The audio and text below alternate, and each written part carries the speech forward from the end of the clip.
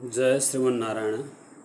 आदरणीय सम्पूर्ण भक्तहरूमा आज पशु बलि किन दिनु हुँदैन, शास्त्रीय मत कस्तो छ भन्ने सम्बन्धमा चर्चा गर्न गइरहेका छौँ।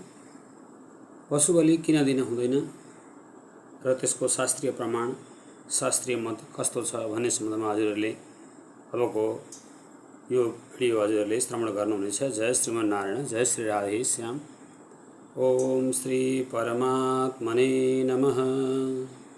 लक्ष्मीनाथ समारंभां नाथयामुन मध्यमां अस्मदाचार्य पर्यन्तं वन्दे गुरुपरम्परां। श्रीयोगिराज रघुनाथ गुरोर्वशिष्यम् श्रीमद् जनार्दन गुरोर्तमशिष्यरत्नं वेदान्तयोगमनिपुणं सुलभं सुशीलं श्रीदेवराज गुरुवर्यमहं प्रपद्ये। जय श्रीमन्नारायण।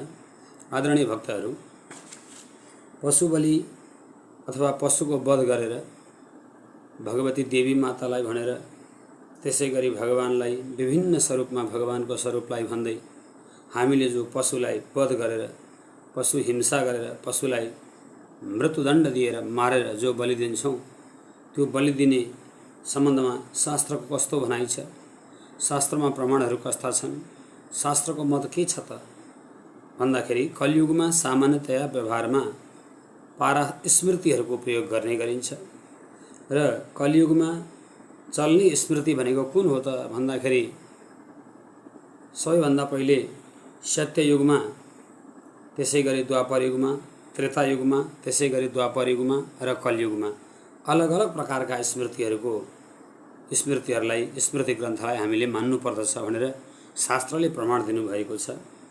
र त्यस अन्तर्गत सबैभन्दा पहिले कृते भनेको सत्ययुगमा चाहिँ कुनलाई भन्दा स्वयम्भुवा प्रोक्ता, स्वयम्भू मनुले रचना गरेको मनुस्मृतिले भनेको जो आज्ञा छ त्यो आज्ञालाई मान्नुपर्दछ सत्ययुगमा भनेर चर्चा गर्नुहुन्छ। अनि त्रेतायाम हारितस तथा, त्रेतायुगमा आएपछि हारित नाम गरेका ऋषिले उद्बोधन गर्नुभएको, रचना गर्नुभएको ग्रन्थ छ जसलाई हारितस स्मृति भनिन्छ।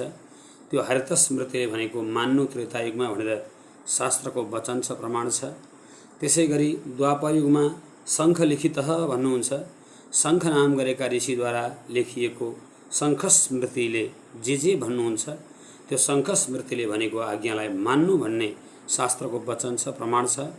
र कलौ पाराशर स्मृति, कलियुग जब आउँदछ त्यो कलियुगमा चाहिँ पाराशर ऋषिद्वारा रचित पाराशर स्मृतिलाई नै मान्नु, पाराशर स्मृतिको जो प्रमाण छ त्यो प्रमाणलाई नै ठोस मान्नु र बलवान मान्नु भन्ने शास्त्रीय चरण छ, शास्त्रीय मर्यादा छ। तसर्थ भक्तहरू, पाराशर स्मृतिमा चाहिँ पशुको हिंसाको सम्बन्धमा, पशुको बलिको सम्बन्धमा, पशुलाई लगेर यज्ञमा बलि दिन हुन्छ कि हुँदैन भन्ने सम्बन्धमा के लेखिएको छ त भन्दाखेरि यहाँ वर्णन गर्नुहुन्छ।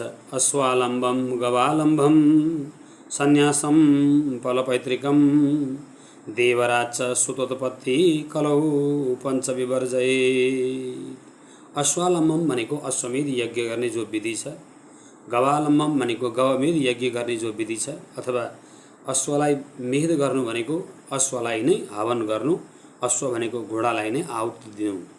त्यसै गरी गवमेध भनेको गाईको बाछालाई अथवा गाईका बाछीलाई नै हवन गर्नु अथवा मेध गर्नु।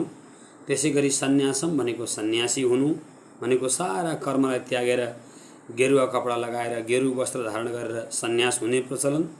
फलपैतृकम भनेको श्राद्ध गर्दाखेरि मासुको पिण्ड दिन। र देवराज सुतोत्पत्ति भनेको दाजुको मृत्यु भएको अवस्थामा ती मरेका दाजुकी पत्नी जो भाउजू छन् ती भाउजूसँग देवरले विवाह गर्न। यी पाँचवटा कुरा गर्न कलियुगमा हुँदैन भनेर पाराशर स्मृतिले निषेध गर्नुभएको छ। बाँकी प्रसङ्गलाई हामी छोडिदिउँ। आजको हाम्रो प्रसङ्ग भनेको पशु बलि दिन हुन्छ कि हुँदैन भन्दाखेरि अश्वालम्बम गवालम्बम न पाराशर ऋषि भन्दै हुनुहुन्छ। न अश्वको वध गर्न हुन्छ, न गवह भनेको मृग इत्यर्थ कुनै पनि प्रकारका पशु पक्षीको वध गर्न हुन्छ। न पशुको वध गर्न हुन्छ न पक्षीको वध गर्न हुन्छ। पशु पक्षीको वध गरेर अथवा पशुको वध गरेर पशुलाई यज्ञकुण्डमा काटेर मारेर त्यसलाई हवन गरेर व्यक्तिले कुनै गतिलाई प्राप्त गर्दैन भनेर पाराशर ऋषिले भन्दै हुनुहुन्छ। तसर्थ कलियुगमा हामीले स्मृतिलाई मान्नुपर्दछ। स्मार्तहरूले मान्ने भनेको स्मृतिलाई हो। अरू अन्य सबै प्रकारका भक्तहरू हुनुहुन्छ। गणपत्य भनेको गणेशजीलाई मान्ने भक्तहरू, शाक्त भनेको शक्तिलाई मान्ने भक्तहरू, शैव भनेको शङ्कर भगवानलाई मान्ने शैव भक्तहरू। र त्योदेखि बाहेक कोही गणेशजीलाई पनि मान्ने, पाञ्चायन देवताको पूजा गर्ने, देवी शक्तिलाई पनि थोरै थोरै मान्ने, शिवजीलाई पनि थोरै थोरै मान्ने, भगवान विष्णुलाई पनि थोरै थोरै मान्ने, यस्ता प्रकृतिका जो भक्तहरू हुनुहुन्छ उहाँहरूलाई स्मार्त भनिन्छ। स्मृति एव स स्मार्तः। जो स्मृतिलाई मान्नुहुन्छ उहाँहरूलाई स्मार्त भनिन्छ भनेर शास्त्रले वचन दिनुभएको छ।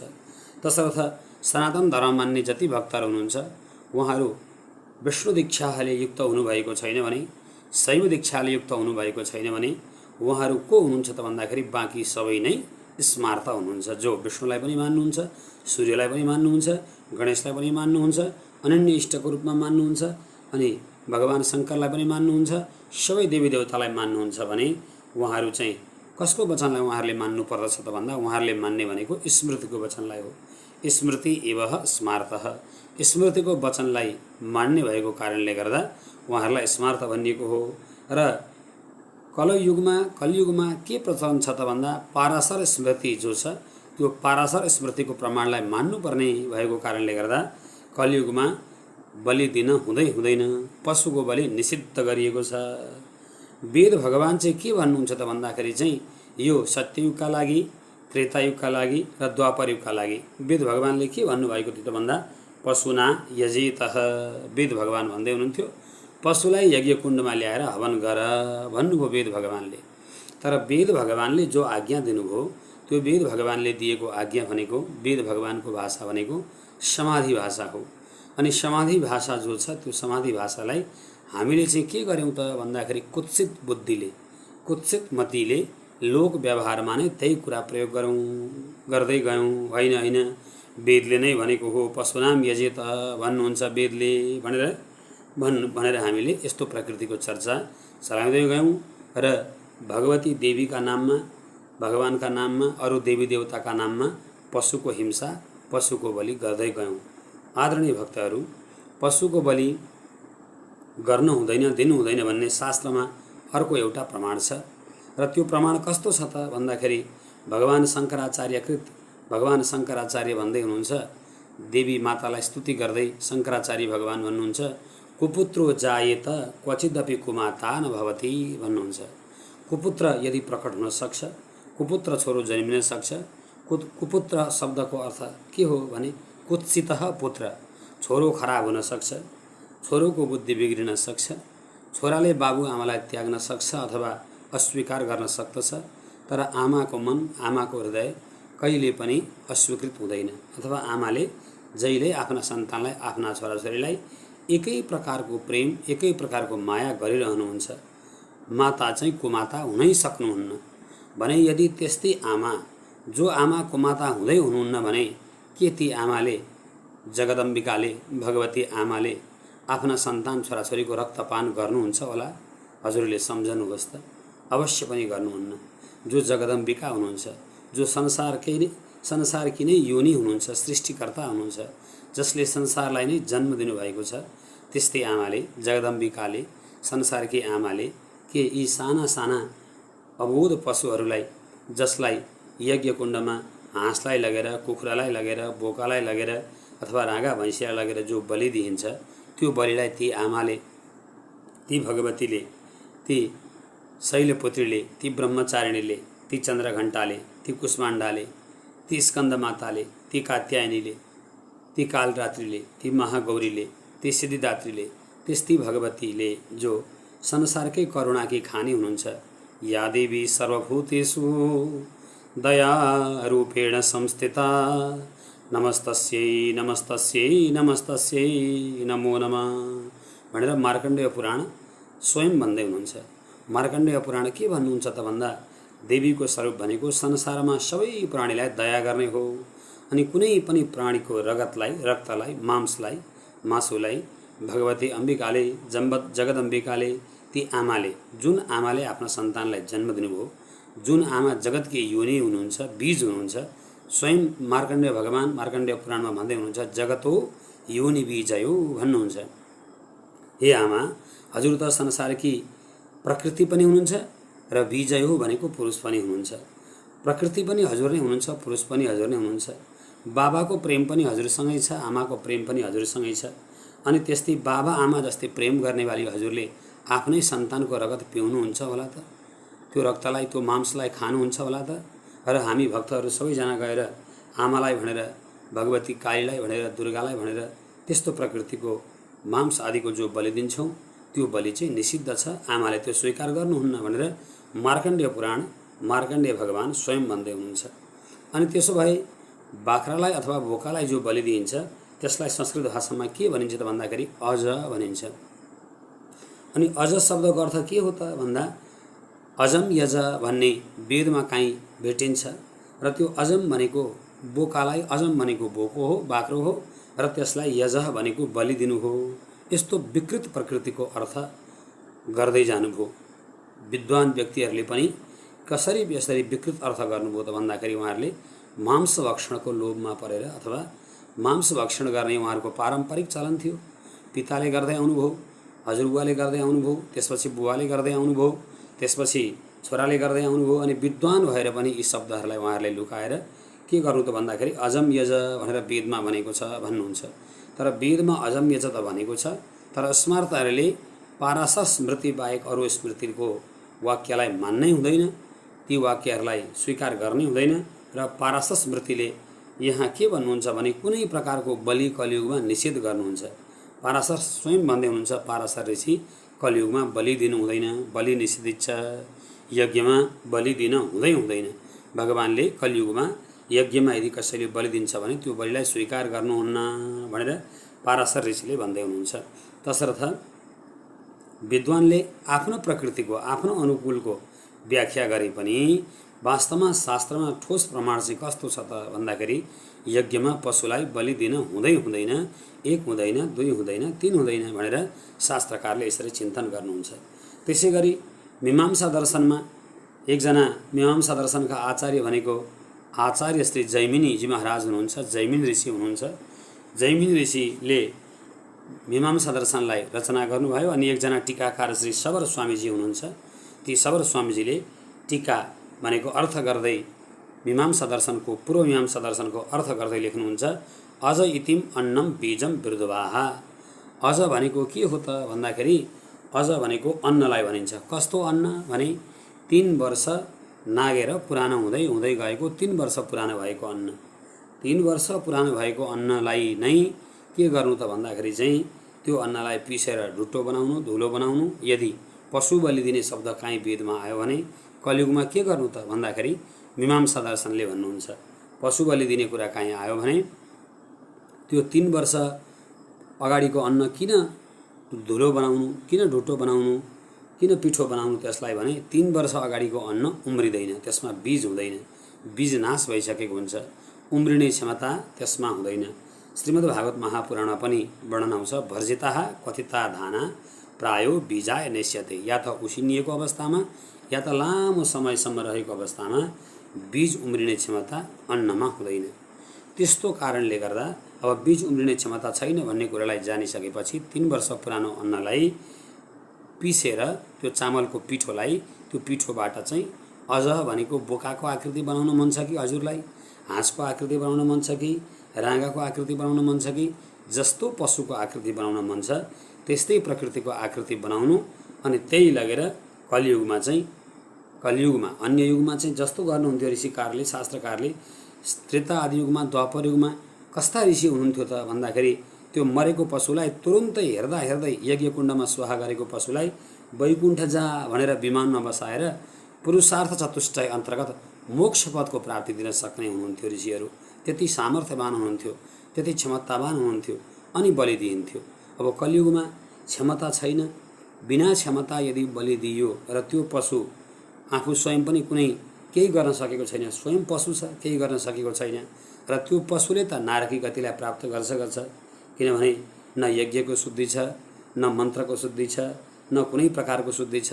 तामस समानको यज्ञ भएको छ अनि त्यो यज्ञमा दिएको पशुलाई बलि दियो भने त्यो बलि हुने जो पशु छ त्यो पशु वैकुण्ठ जानै सक्दैन, त्यसले स्वर्ग प्राप्त गर्नै सक्दैन, कलियुगमा त्यसको मोक्ष हुनै सक्दैन। ऊ स्वयं त नरक जान्छ अनि बलि दिनेवाला जो यज्ञ गर्नेवाला जो बसेको छ, देवीलाई बलि दिए, गणेशजीलाई बलि दिए, फलाना देवतालाई बलि दिए भनेर जो बसेको बलि दिनेवाला व्यक्ति छ, त्यो बलि दिनेवाला व्यक्ति त कुम्भिपाक नाम गरेको नरकमा गएर 1,00,000 वर्षसम्म बस्दछ भनेर श्री शास्त्रकारले चिन्तन गर्नुहुन्छ। तसर्थ बलि दिन कलियुगमा पूर्ण रूपमा निषेध गरिएको छ।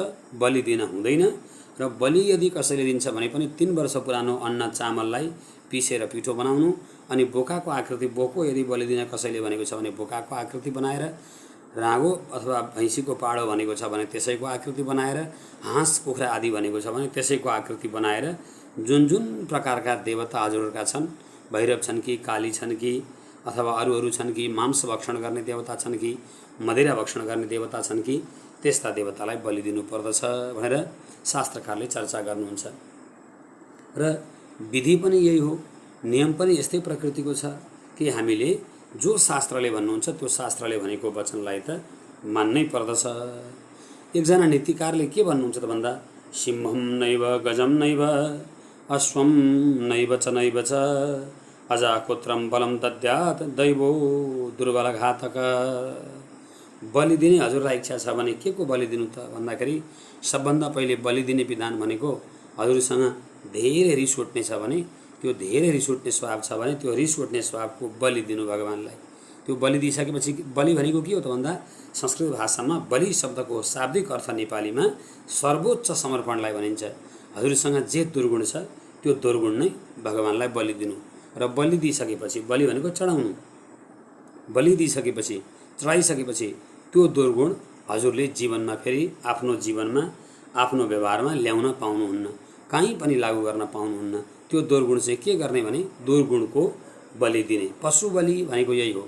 पशु भनेको ज्ञानले रहित भएकोलाई भनिन्छ। जहाँ क्रोध आउँदाखेरि हामी ज्ञानले रहित बन्दछौँ, कामना वासनाले युक्त हुँदा व्यक्ति ज्ञानले रहित बन्दछ। त्यसै गरी लोभले युक्त भयो भने ज्ञानले रहित बन्दछ, मोहले युक्त भयो भने ज्ञानले रहित बन्दछ। त्यस्तो अवस्थामा यी काम, क्रोधलाई, लोभलाई, मोहलाई, मदलाई, मत्सर्यलाई, यिनीहरूलाई बलि दिनु पशु भनेका यी हुन्। र यी पशुको बलि दिनु भनेको यिनीहरूलाई चढाउनु लगेर भगवानलाई भनेको काम भनेको वासना जीवनमा नगर्नु, क्रोध भनेको रिस नगर्नु, लोभ भनेको लोभ जीवनमा गर्दै नगर्नु, चढाउनु। बलि दिनुको मतलब चढाउनु। बलि दिनु भनेको सर्वोच्च समर्पण गर्नु हो। तसर्थ काम, क्रोध, लोभ, मोहदेखि बाहेक हजुरलाई कुनै बेला शारदीय नवरात्रमा भगवती माताको पूजा गर्दै भाव आयो, भक्ति आयो भने हजुरले के चढाउने त भन्दाखेरि हजुरलाई कसैलाई तम्बाकु खाने आदत छ, कसैलाई मदिरा खाने आदत छ भने यो साह्रै नराम्रो कुरा त हो। त्यो तम्बाकु खाने, खैनी बिडी खाने, सुपारी आदि खाने जो आदत छ यो नराम्रो आदत हो।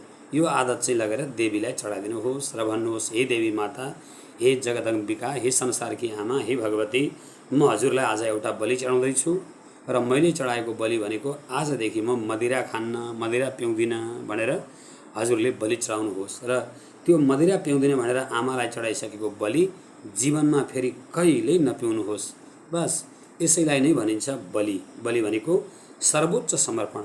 हजुरलाई सबैभन्दा प्यारो लाग्ने वस्तु, हजुरलाई लत लागिसकेको वस्तु, हजुर कुलतमा फसिसकेको वस्तु, त्यो वस्तु लगेर देवीलाई चढाउनु, भगवतीलाई चढाउनु, यसैलाई भनिन्छ बलि चढाउनु। तसर्थ पाराशर ऋषिले कलियुगमा सम्पूर्ण रूपमा बलिको निषिद्ध गर्नुभयो। बलि हुँदैन चढाउन, बलि गर्न हुँदैन। यदि तपाईँसँग सामर्थ्य छ भने त्यो बिचारा सानो बाख्राको पाठो ल्याएर, बोको ल्याएर, हाँस परेवा राँगो ल्याएर, जोसँग सामर्थ्य छैन तिनीहरूलाई ल्याएर किन बलि चढाउनुहुन्छ? सिंहो नैव, सिंहलाई बलि चढाउन सक्नुहुन्न हजुरले, किनभने सिंहलाई बलि चढाउन हजुर जानुभयो भने सिंहले हजुरलाई नै बलि चढाइदिन्छ, हजुरलाई नै खाइदिन्छ। गजम नैव, हात्तीलाई बलि चढाउँछु भनेर हजुर जानुभयो भने हात्तीले हजुरलाई सुँडले बेरेर पछारेर हजुरलाई नै बलि चढाइदिन्छ। त्यसै गरी अश्वम नैव च, घोडालाई पनि हजुरले बलि चढाउनुहुन्न, किनभने घोडा अरू नै काममा प्रयोग हुन्छ। त्यही भएर घोडालाई पनि बलि चढाउनुहुन्न। त्यसो भए अजाकुत्रम बलम तद्यात् दैवो दुर्लभ घातकः। बिचरा त्यो बल नभएको अज भनेको बोको बाख्रो, त्यसै गरी साना साना पशु पक्षी, तिनीहरूलाई केही बोल्न पनि सक्दैनन्। तिनीहरू निश्चेष्टा छन्, चेष्टाले रहित भएका छन्, चुप लागेर बस्छन्, निरीह छन्। अनि तरबार लगेर खुकुरी लगेर माथि घाँटीमा लगेर उसलाई काटिसक्दा पनि, बलि दिइसक्दा पनि उनीहरू चाहिँ केही बोल्दैनन्, ठुलो ठुलो हेरिरहन्छन्। त्यस्ता निर्बललाई, त्यस्ता दुर्लभलाई, त्यस्ता बल नभएकालाई, त्यस्ता चेष्टाले रहित भएका निरीह पशुलाई, प्राणीलाई बलि किन दिनुहुन्छ हजुर भनेर नीतिकारले सोध्नुहुन्छ। त्यसै गरी वायु पुराणले, शास्त्रकारले वायु पुराणमा वर्णन गर्दै भन्नुहुन्छ, होइन बलि दिने विधि के हो त भन्दाखेरि यज्ञ बीजै सुरश्रेष्ठ येषु हिंसा न विद्यते त्रिवर्ष परमं कालम उसतैर प्ररोही। यो जो 3 वर्ष नागेको जो अन्न छ, त्रिवर्षम परमम कालम, त्यो अन्न चाहिँ के हुन्छ त भन्दाखेरि नौसतैर भनेको उब्जिँदैन, त्यो फेरि उम्रिएर नयाँ बोट बन्दैन, उम्रिएर आउँदैन र त्यसले फेरि अरू फल दिन, बीज दिन सक्दैन।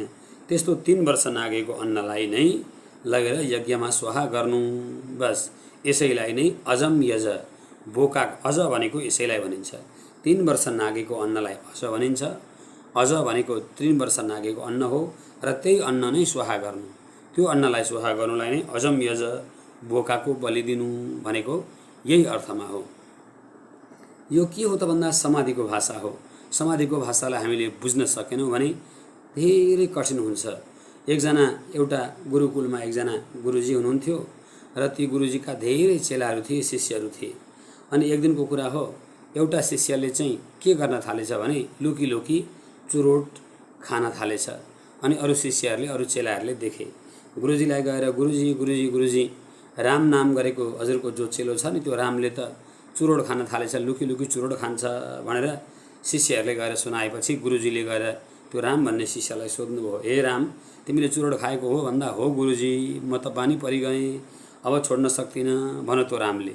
अनि रामले त्यसो भनिसकेपछि गुरुजीले यसको कुरतलाई हटाउने विचार गरेर के भन्नुभयो त भन्दाखेरि, हेर बाबु, तिमी यसरी चुरोट खाँदा रहेछौ, अबदेखि चुरोट त खानु, तर कहिले खानु भने आइतबार मात्रै खानु भनेर भन्नुभयो गुरुले।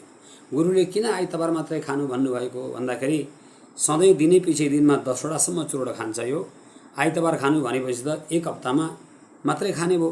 अनि गर्दै गर्दै जब आइतबारको बानी पार्छ अनि यसलाई 1 महिनामा पहिलो आइतबार मात्रै खान हुन्छ भन्छु, त्यसपछि वर्षमा पहिलो आइतबार मात्रै भन्छु भनेर यसको जो दूषित बानी छ त्यो दूषित बानी छुटाउँछु भनेर गुरुजीले चाहिँ आइतबार मात्रै खानु है राम चुरोट भनेर गुरुजीले भन्नुभयो। तर यसले त सारा चेलाहरूलाई भेला पारेर, अरू साथीहरूलाई भेला पारेर के भन्यो भने गुरुजीले आइतबार चुरोट खान भनेको छ भनेर बाँकी रहेका जति चेला, गुरुका चेला थिए, ती सबै चेलालाई बोलाएर चुरोट ल्याएर सबै चेलालाई चुरोट खान सिकायो र आइतबार गर्दै गर्दै सारा चेलाहरूले चुरोट खान सिके। त्यस्तै यहाँ वर्णन गर्नुहुन्छ। वेदको भाषा भनेको समाधिको भाषा हो। गुरुले आइतबार खाने, अनि फेरि महिनाको पहिलो आइतबार मात्रै खा, अनि त्यसपछि वर्षको पहिलो आइतबार मात्रै खा, अनि फेरि 10 वर्षमा एउटा आइतबार मात्रै खा भनेर गुरुले चाहिँ त्यसको यो कुलतलाई छुटाउनका लागि भन्नुभएको थियो यस्तो। तर चेलाले चाहिँ सारा अरू चेलालाई बटुलेर लु आइतबार चुरोट खान भन्नुभएको छ गुरुले भनेर अरू सबै चेला नै चुरोट खाने भए भने जस्तै यहाँ शास्त्रले, वेदले चाहिँ के भन्नुभएको हो त भन्दाखेरि चाहिँ वेदले चाहिँ होइन पशुको हिंसा गर्नु हुँदैन, यज्ञमा पशुको वध गर्न हुँदैन। अजह भनेको त्यही कारणले गर्दाखेरि 3 वर्ष पुरानो अन्नलाई चाहिँ यज्ञमा हवन गर भनेर शास्त्रले भन्नुभएको। तर बुझ्नेवालाले अजह भनेको लुलु बोको हो, बाख्राको पाठो हो, बोको हो भनेर त्यही बोकालाई, त्यही खसीलाई लगेर यज्ञमा बलि दिने चरणको सुरुवात भयो। तर त्यो गलत छ। उपनिषदले चाहिँ के भन्नुहुन्छ त भन्दा, अजो संज्ञानी नामानी बीजानी छागो भवितुम नार्हति। अज भनेको हिमालय पर्वतमा एउटा सानो झार हुन्छ र त्यो हिमालय पर्वतमा यस्तो झार हुन्छ कि त्यो झार सूर्यको प्रकाश देदीप्यमान भएर सूर्यको प्रकाश चम्किएपछि भनेको 12 बजेको समय भएपछि अनि त्यो झार देखिन्छ हिउँका बीचमा। अनि त्यो झारलाई ल्याएर टिपेर सुकाएर धुलो पार्नु र त्यो झार ल्याएर हवन गर्दै गर्दा यज्ञकुण्डमा जब आगो बल्न थालिसकेपछि त्यो यज्ञकुण्डमा लगेर त्यो झार, अझ नाम गरेको झारलाई डढाइदिने हो भने, जलाउने हो भने त्यहाँबाट दशभि समन्तात् सुरभिम 10 योजनभिर समन्तात् सुरभिम चकार 10 योजनसम्म चाहिँ त्यसले सुगन्ध फैलाउँदछ र त्यो 10 योजन भनेको 30 किलोमिटर बराबर 30 किलोमिटर बराबर त्यो झार चाहिँ जल्न थालिसकेपछि बडा मिठो सुगन्ध फैलिन्छ र त्यो सुगन्ध फैलियोस् अनि त्यो हवनको जो यज्ञ छ हवनको जो अग्नि छ हवनको अग्निद्वारा सारा सबैलाई सुगन्ध फैलियोस् अनि वायुमण्डल पनि पवित्र होस् भन्नका लागि शास्त्रले अजम यज हिमालय पर्वतमा भएको अज नाम गरेको जो जडीबुटी छ त्यसलाई ल्याएर यज्ञकुण्डमा जलाऊ अनि जलाएपछि त्यहाँबाट सुरभि भनेको सुगन्धित फैलिन्छ सुगन्ध फैलिन्छ भनेर वेदले भन्नुभएको थियो। तर वेदको समाधि भाषालाई नबुझेर अजम भनेको ती बाख्राको पाठो अथवा बोको खसी छँदैछ ल त्यसैलाई यज्ञकुण्डमा हवन गर्नुपर्छ त्यसको शिरलाई चाहिँ हवन गर्नुपर्छ र बाँकी बचेको त्यसको जिउलाई चाहिँ भक्षण गर्नुपर्छ खानुपर्छ भन्ने गलत परिपाटी गलत भाषाको सुरुवात भयो। जसरी गुरुले भन्नुभएको थियो आइतबार खानु भनेर तर सारा अरू सबै आइतबार खानेवाला भए छोड्नु त कुरा कहाँ हो कहाँ सबै आइतबार खानेवाला भए। त्यसै गरी यहाँ अजको सम्बन्धमा चर्चा गर्नुहुन्छ 3 वर्ष पुरानो अन्नलाई नै अज भनिन्छ भनेर यसरी चर्चा गरिएको छ। त्यसै गरी महाभारतमा शान्ति पर्वमा के भन्नुहुन्छ त भन्दाखेरि श्री भीष्म पितामहले भगवान व्यासको माध्यमबाट कलावतार भगवान श्रीहरि श्री व्यासजीको माध्यमबाट भीष्म पितामहले युधिष्ठिरजी महाराजलाई चर्चा गर्दै भन्दै हुनुहुन्छ यज्ञ विजयी सहस्राक्ष त्रिवर्ष परमैसितै ईश धर्मो महत्सक्र महान गुण फलोदया। श्री इन्द्र साक्षात यज्ञका पति जो यज्ञ गर्न तत्पर रहने यज्ञका विशेष यजमान इन्द्र जसले शतक्रतु भनेको 100 यज्ञ गरेका थिए ती यज्ञका पति अथवा यज्ञका यजमान विशेष यजमान श्री इन्द्र महाराज पुरन्दरलाई र साथसाथमा श्री युधिष्ठिरजी महाराज जो धर्मराज हुनुहुन्छ दुवैजनालाई साथमा राखेर उपदेश गर्दै गर्दा श्री भीष्म पितामह गुरुजी के भन्नुहुन्छ त भन्दा यज्ञ विजयी सहस्राक्ष त्रिवर्षै परमैसितै 3 वर्ष पुरानो जो अन्न छ त्यो अन्नलाई चाहिँ यज भनिन्छ अज भनिन्छ अजम यज त्यही 3 वर्ष पुरानो अन्नलाई ल्याएर यज भनेको हवन गर महत धेरै भारी मात्रामा 3 वर्ष पुरानो अन्नलाई ल्याएर हवन गर। हे शक्र हे इन्द्र महाराज तपाईका लागि पनि कर्म निर्देश यही हो तपाईले पनि पशुको बलि दिने होइन शास्त्रले पुराणले उपनिषदले कहीँ पनि पशुको बलि दिनु भनेर भन्नुभएकै छैन र हे युधिष्ठिरजी महाराज तपाईका लागि पनि मेरो कर्म निर्देश यही हो यो व्यासको वचन हो यो शास्त्रीय वचन हो यो शास्त्रको प्रमाण हो तपाईहरुका लागि हजुरहरुका लागि कर्म निर्देश नै यही हो यो भन्दा ठुलो कर्म निर्देश केही छैन भनेर यहाँ वर्णन गर्नुहुन्छ। 3 वर्ष पुरानो अन्नलाई जलाउनु अथवा अन्नलाई हवन गर्नु त्यो नै अजम यज बोकाको हवन गरेको समान मानिन्छ किनभने बोका अज भनेको केलाई भनिन्छ भने 3 वर्ष पुरानो अन्नलाई भनिन्छ भनेर यसरी यहाँ वर्णन गरिएको छ। अनि कतिजनाले के सम्झिनुहुन्छ भने होइन यो सबै मासु नखाने मांस भक्षण नगर्ने पशुको बलि नदिने काम भनेको केवल ब्राह्मणको हो यो काम ब्राह्मणले गर्ने हो क्षत्रियको यस्तो परम्परा होइन क्षत्रियले त बलि दिन हुन्छ क्षत्रियले त मांस भक्षण गर्न हुन्छ मासु खान पनि हुन्छ मदिरा आदि पान गर्दा पनि हुन्छ भन्ने हजुरहरूलाई दिल लाग्दछ भने त्यो सरासर गलत छ। कसरी गलत छ भने श्रीमद् आदि ग्रन्थ आदि काव्य श्री वाल्मीकि रामायण जो आदि काव्य हो आदि ग्रन्थ हो जो आदि ग्रन्थ वाल्मीकि रामायणमा महामुनि श्री वाल्मीकि ऋषिले एउटा उपचर्चा गर्नुभएको छ र वाल्मीकि ऋषि के भन्दै हुनुहुन्छ भने निश्चिष्टानां पदौ राजन् कुत्सितो जगतीपते क्रतो मध्योपनीतानां पशूनामिव राघवः। ओहो क्षत्रियले पनि मांस भक्षण गर्न हुँदैन क्षत्रियले पनि मांस भक्षण गर्ने कुनै परम्परा छैन। वास्तवमा चेष्टाले रहित भएका क्षत्रियले पनि ब्राह्मणले पनि वैश्यले पनि कसैले पनि सनातन धर्मभित्र आबद्ध भएको व्यक्तिले भगवानलाई देखाएर भगवानले खानुहुन्छ वेदले भनेको छ यज्ञमा खान भनेको छ भनेर यज्ञमा लगेर पशुको वध गरेर पशु बलि दिएर मांस भक्षण गर्न हुँदैन।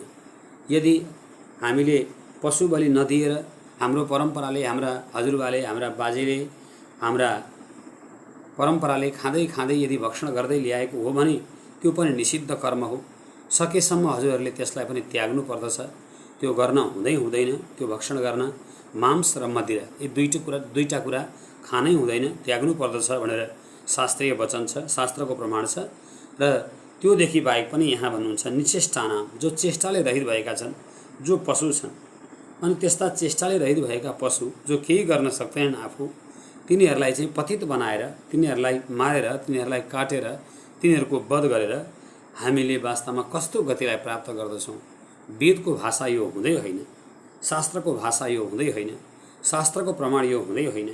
इतिहासको, पुराणको प्रस्थान त्रयीको, श्री गीताचार्य भगवान श्री जगदीश्वर परमात्मा द्वारिकाधीश भगवानको, गीताचार्य भगवानले गीतामा अर्जुनलाई धेरै उपदेश गर्नुभयो। तर काहीँ पनि यदि पशुले युत यज्ञ छ भने त्यसलाई तामस उच्यते भनेर भगवानले 17 अध्यायमा भन्नुभएको छ। पशुलाई यदि युत यज्ञ गरिन्छ भने त्यो यज्ञ होइन, त्यो भूत प्रेत पिशाच आदिले गर्ने यज्ञ हो, त्यो मनुष्यले गर्ने यज्ञ होइन। त्यो यज्ञ भनेको पाखण्डी यज्ञ हो, त्यस्तो यज्ञको अर्थ छैन भनेर गीताचार्य भगवान श्री जगदीश्वर कृष्ण गीतामा 17 अध्यायमा अर्जुनलाई वर्णन गर्नुहुन्छ। तसर्थ यहाँ यसरी वर्णन गर्दै हुनुहुन्छ। राघव श्री भगवान श्री रघुकुलपति रघुकुल भूषण भगवान रामलाई भन्दै हुनुहुन्छ वाल्मीकि ऋषिले, निश्चेष्टलाई, चेष्टाले रहित भएका पशुलाई वध गर्न हुँदैन भनेर यसरी यहाँ शास्त्रीय प्रमाण छ। वाल्मीकि रामायणमा यसरी वाल्मीकि ऋषिले वर्णन गर्दै हुनुहुन्छ। त्यसै गरी श्रीमद् भागवत महापुराणमा श्री सुकदेव महामुनि भन्नुहुन्छ के त्यसो भए यज्ञमा पशुको वध गर्न हुन्छ त भन्दाखेरि भागवतको 5म स्कन्धमा गद्य शैलीमा सुकदेव महामुनि परीक्षित नाम गरेका राजालाई सुनाउँदै हुनुहुन्छ। ये तुह वै दम्भिका दम्भ यज्ञेषु पशुन विशसन्ति तान मुस्मिन लोके वैशसे पतितान निरपतयो यातयित्वा विशसन्ति भनेर श्री सुकदेव महामुनि श्री परीक्षितजी महाराजलाई भन्दै हुनुहुन्छ। यदि कोही व्यक्ति दम्भले युक्त भएको छ, पाखण्डी छ, पाखण्डी केलाई भनिन्छ भने पाम वेदान खण्डयति इति पाखण्डी, पाम वेदान इत्यर्थ। पाम भनेको वेदलाई भनिन्छ, ऋग्वेद, यजुर्वेद, सामवेद, अथर्ववेदको समूहलाई पाम भनिन्छ। र पाम वेदान खण्डयन्ति इति पाखण्डी, जसले वेदको भाषालाई नबुझेर, वेदको सही चर्चालाई नबुझेर, वेदको सही जानकारीलाई नबुझेर, जसले त्यो वेदले भनेको नबुझेर उल्टो कर्म गर्दछ भने त्यो उल्टो कर्म गर्नेवाला व्यक्तिलाई वेदले पाखण्डी भन्नुहुन्छ। अनि यहाँ भन्नुहुन्छ यदि कोही व्यक्ति पाखण्डी भएर, दम्भी भएर, अहङ्कारले युक्त भएर दम्भ यज्ञ गर्नका लागि ठिक्क परेको छ भनेको पशुलाई काट्न भनेर, पशुलाई वध गर्न भनेर ठिक्क परेको छ भने वास्तवमा त्यो निषिद्ध छ। श्रीमद् भागवत महापुराणमा सुकदेवले भन्दै हुनुहुन्छ दम्भ यज्ञेषु पशुन विशसन्ति, दम्भ यज्ञ गर्दछ जो वेदमा भनेकै छैन, वेद भगवानको प्रमाण नै होइन, यो वेद भगवानको वचन नै होइन, पशुलाई मार्न भनेर ठिक्क परेको छ भगवानका लागि भनेर, भगवती आमाका लागि भनेर, हे आमा तिमीलाई नै दिन्छु भनेर जगदम्बिकालाई दिन ठिक्क परेको छ। अनि यज्ञ कुण्डमा लगेर विशसन्ति भनेको ती पशुका टाउका लगेर काटेर लगेर पशुका टाउका लगेर यज्ञ कुण्डमा स्वाहा गर्दछ, पोल्दछ।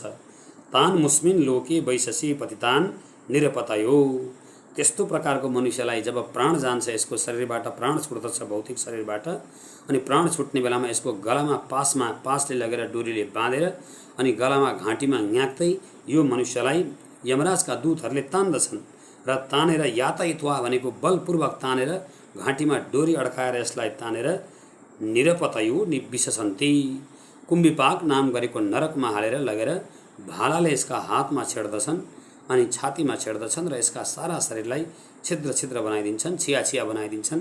हे परीक्षितजी महाराज भनेर श्री महामुनि सुकदेवजी महाराज यसरी वर्णन गर्दै हुनुहुन्छ। तसर्थ पशुले युक्त यदि यज्ञ गर्दछ भने, पशुले युक्त यज्ञ गरेर पशु बलि दिने व्यक्ति तत्पर हुन्छ भने त्यो यज्ञलाई पनि दूषित यज्ञ भन्नुहुन्छ, दम्भ यज्ञेषु भन्नुहुन्छ महामुनि सुकदेवजी महाराज। त्यस्तो प्रकृतिको यज्ञ पनि के यज्ञ हो त भन्दाखेरि दम्भ यज्ञ हो। त्यो दम्भ यज्ञ गर्नै हुँदैन भनेर वर्णन गरिएको छ। अनि कतिजनाले, मैले अघि पनि हजुरलाई चर्चा गरेँ, यी सबै त सात्विक हुने, भगवान विष्णुको भक्त हुने, भगवान श्रीकृष्णको भक्त हुने, अथवा सत्वगुणले युक्त भएको हुने, मदिरा सेवन नगर्ने, मांस भक्षण नगर्ने, यी काम त ब्राह्मणका हुन् भनेर कतिजनाले भन्नुहुन्छ। क्षत्रियले वैश्यले यस्तो गर्नु पर्दैन भन्ने कतिजनाको भनाइ छ। तर त्यसो होइन। श्रीमद् भागवत महापुराणमा श्री परीक्षितजी महाराजलाई सुकदेव महामुनि सम्बोधन कसरी गर्नुहुन्छ त भन्दा अष्टमी विभक्तिको एक वचन सम्बोधन गर्दा त्यो सम्बोधनमा श्री सुकदेव महामुनि भन्नुहुन्छ तब राजर्षि सत्तमः भन्नुहुन्छ, तपाईँ चाहिँ राजर्षि सत्तम हुनुहुन्छ भन्नुहुन्छ। एउटा व्यक्ति राजा हुन्छ। राजापछि धेरै भगवानको भक्त छ भने त्यसलाई राजर्षि भनिन्छ। राजा तर ऋषि जस्तो स्वभाव भएको। अनि अझै भगवानको भक्त छ भने राजर्षि सत भनिन्छ। र त्योभन्दा ठुलो भगवानको पावन भक्त छ भने, अकिञ्चन भक्त छ भने, गुणशालीन भक्त छ भने त्यसलाई राजर्षि सप्तम भनिन्छ। अनि श्री परीक्षितलाई, श्री युधिष्ठिरजी महाराजलाई, कत्रा कत्रा क्षेत्रीय राजाहरूलाई सुकदेव महामुनिले भागवतमा वर्णन आउँछ, नमस्कन्दमा वर्णन आउँछ। राजर्षि सप्तम भन्ने शब्दको उद्बोधन गर्नुभएको छ।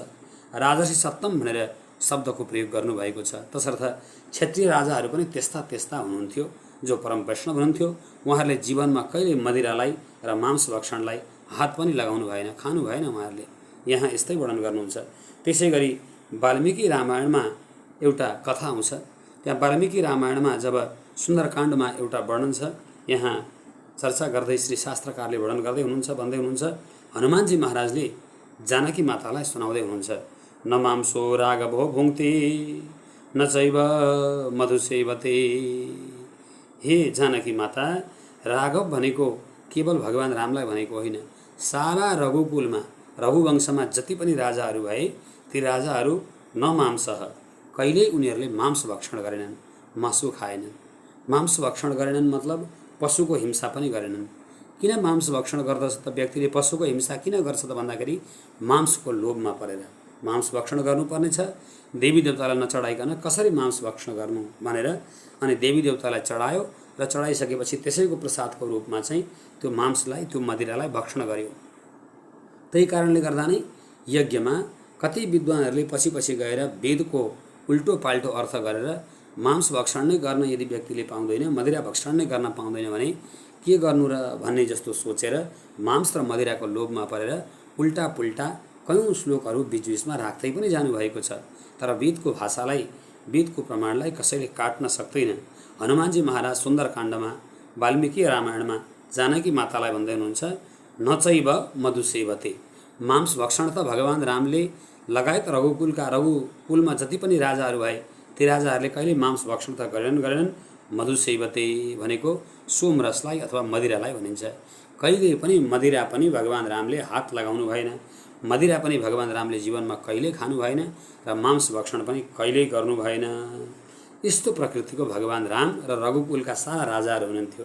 तसर्थ क्षत्रियले पनि खाना हुन्छ, वैश्यले खाना हुन्छ भन्ने यो शास्त्रीय प्रमाण होइन, शास्त्रीय वचन होइन।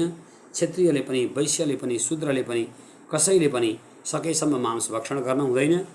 पहिलो नम्बरको कुरा त मांस भक्षण गर्नै हुँदैन, मदिरा भक्षण गर्नै हुँदैन, खानै हुँदैन। यदि कोही व्यक्ति आफ्नो पापवश, पूर्वकर्मको वशमा भएर कोही भक्षण गर्छ, खान्छ नै भने पनि पशु बलि भनेको दिनै हुँदैन। पशु बलि दिन निषिद्ध मानिएको छ। पशु बलि दिन हुँदैन भनेर शास्त्रले चर्चा गर्नुहुन्छ। र यदि हाम्रो पशु बलि दिने चलन अन्य जो धर्महरू छन् ती धर्महरूले पनि, अन्य जो हुन त तिनीहरू पथ हुन्, ती धर्म होइनन्। धर्म भनेको केवल सनातन धर्म मात्रै हो। बाँकी 2500 वर्ष अगाडि, 1400 वर्ष अगाडि, 1200 वर्ष अगाडि एकजना कोही गुरु प्रकट भएर, तिनीहरूका अनुयायी प्रकट भएर अनि तिनीहरूलाई मान्दै मान्दै गएको जो पथ छ, जो बाटो छ, त्यसलाई धर्म भनिँदैन। तर तिनीहरू पनि यदि पशु बलि दियो भने हाम्रो निन्दा गर्दछन्। एकजना गुरुजीले सुनाउनुहुन्थ्यो, मनोकामना दर्शन गर्न जाँदै हुनुहुन्थ्यो गुरुजी, र बाटामा जाँदै गर्दाखेरि केवल कारमा चढेपछि कतिजना भक्तहरूले के गर्नुभएको रहेछ भने बोकाहरू, खसीहरू लिएर जानुभएको रहेछ। र जाँदै गर्दाखेरि अङ्ग्रेजहरू पनि मनोकामनाको पर्यटन गर्न, घुम्न, भित्र छिर्न त उनीहरूलाई निषिद्ध गर्दछ। भित्र छिर्न पाउँदैनन्, बाहिर घुम्नुपर्छ, फोटो खिच्नुपर्छ भनेर अङ्ग्रेजहरू पनि सँगै गएका रहेछन्। अनि केवल कारमा चढिसकेपछि ती अङ्ग्रेजहरूले त्यो बोकाहरू, बाख्राहरू लाँदै गरेको देखेर, कहाँ लाँदैछौ भन्दाखेरि यिनीहरूलाई लगेर बलि दिनका लागि लाँदैछौँ भनेर यी व्यक्तिहरूले उत्तर दिए। र उत्तर दिँदाखेरि अङ्ग्रेजहरूले, ती क्रिस्चियनहरूले चाहिँ के सोधे त भनेदेखि ती मनुष्यहरूलाई, हेर तिमीहरूको धर्ममा काट्दाखेरि धर्म हुन्छ भने पाप चाहिँ के गर्दा हुन्छ भन भनेर सोधेका थिए भनेर गुरुजीले भन्नुहुन्थ्यो। काट्दाखेरि, मार्दाखेरि धर्म हुन्छ, ठुलो धर्म हुन्छ, तिमीहरूको धर्ममा ठुलो धर्म बढेको मानिन्छ भने पाप चाहिँ के गर्दा हुन्छ भनेर सोधेका थिए भनेर गुरुजीले सुनाउनुहुन्थ्यो। तसर्थ सारा शास्त्रले, शास्त्रको निचोड पनि यही हो, शास्त्रको सारांश पनि यही हो। मैले हजुरहरूलाई धेरै पुराणका उक्तिहरू, वचनहरू हजुरहरूलाई श्रवण गराएँ पशु बलि शास्त्रले पूर्ण रूपमा निषेध गर्नुभएको छ, निषिद्ध छ। अनि शास्त्रले सारांशमा चाहिँ के भन्नुहुन्छ त भन्दाखेरि जत्रा जत्रा यज्ञ गरे पनि आखिरकार त्यो यज्ञले हामीलाई दिने भनेको पशु नै वध गरे पनि, पशुवध नगरे पनि, पशुवध गरियो भने त कलियुगमा सिधै नरक जाइन्छ। पशुवध गरेर पशु बलि त दिनै हुँदैन। पशु हिंसा गरियो भने, पशु बलि गरियो भने त कलियुगमा सिधै नरक जाइन्छ। तर सत्ययुगमा, त्रेतायुगमा, द्वापरयुगमा कुनै राजाहरूले यदि गरेका नै थिए भने पनि त्योभन्दा श्रेष्ठ चाहिँ के हो त, सारांश चाहिँ के हो त वास्तवमा भन्दा एकोऽपि कृष्णस्य कृत प्रणाम दशास्य मेधा भवते न तुल्यं दशाश्वमेधी पुनरेपि जन्म कृष्ण प्रणामी न पुनर्भवाय। एकपल्ट हामीले भक्तिपूर्वक प्रेमपूर्वक भगवान कृष्णलाई नमस्कार गर्यौं भने त्यो चाहिँ श्रेष्ठ हो। एकोपि कृष्णस्य कृतः प्रणाम, त्यो साह्रै श्रेष्ठ हो। दशाश्वमेधी, अश्वमेध यज्ञ गर्न ठिक्क परेको छ। अनि दशौं सयौं अश्वमेध यज्ञ उल्लेख गरिसकेको छ भने त्यो अश्वमेध यज्ञ गर्नेवाला व्यक्ति, वाजपेय यज्ञ गर्नेवाला व्यक्ति, बृहस्पति सब यज्ञ गर्नेवाला व्यक्ति, गोपाल यज्ञ गर्नेवाला व्यक्ति, हरिहर यज्ञ गर्नेवाला व्यक्ति, जो कामुक यज्ञहरू छन्, कामनाले भरिएका यज्ञ छन्, ती कामनाले भरिएका यज्ञ गर्ने र पशु बलि गर्नेवाला व्यक्ति यदि उसले शरीर छुटिसकेपछि पुरुषार्थ चतुष्टय अन्तर्गत उसले मोक्षलाई प्राप्त गर्न सक्दैन। ऊ कहाँ जान्छ त भने सिधै स्वर्ग जान्छ। अनि स्वर्गमा गएर स्वर्गको सुख भोग्छ। अनि दशाश्वमेधी, स्वर्गको सुखको जब उसको समय सकिन्छ, पुनरेपि जन्म, फेरि यही पृथ्वीमा जन्म लिनका लागि आउँदछ। र कृष्ण प्रणामी भनेको भगवान श्रीकृष्णलाई प्रेमपूर्वक भक्तिपूर्वक साष्टाङ्ग दण्डवत गरेर हरिशरणम हरिशरणम हरिशरणम भनेर उच्चारण गर्नेवाला जो व्यक्ति छ त्यो हजारौं सयौं यज्ञ गर्नेवाला व्यक्तिभन्दा श्रेष्ठ हो। वास्तवमा त्यो भगवान कृष्णलाई त्यसरी शरणागत भएर नमस्कार गर्नेवाला व्यक्ति चाहिँ न पुनर्भवाय, उसले पुरुषार्थ चतुष्टय अन्तर्गत मोक्ष पदलाई, कैवल्य पदलाई प्राप्त गर्दछ। र मोक्ष पदलाई, कैवल्य पदलाई प्राप्त गरिसकेपछि ऊ फेरि संसारमा आउँदैन। संसारमा किन आउँदैन व्यक्ति भन्दाखेरि पुरुषार्थ चतुष्टय अन्तर्गत उसले मोक्ष प्राप्ति गर्दछ, उसले मोक्ष गतिलाई, कैवल्य पदलाई प्राप्त गर्दछ। तसर्थ संसारमा आउनै सक्दैन। संसारमा आउँदैन किनभने ग्रन्थहरूमा प्रस्थानत्रयी ग्रन्थ मानिन्छन्। वेदलाई, उपनिषदलाई र श्रीमद् भगवत गीतालाई प्रस्थानत्रयी मानिन्छ। र यी प्रस्थानत्रयीले के भन्दछन् त भन्दाखेरि चाहिँ प्रस्थानत्रयीमा सबभन्दा सुरु पहिलो हो वेद। वेदले के भन्दछ त भन्दाखेरि न च पुनरावर्तते भनेर वेदले भन्दछ। जो जीव कैवल्य पदलाई, मोक्ष पदलाई प्राप्त गर्दछ त्यो फेरि फर्केर आउँदैन भनेर वेद भगवान भन्नुहुन्छ। अनि उपनिषदले के भन्दछन् त?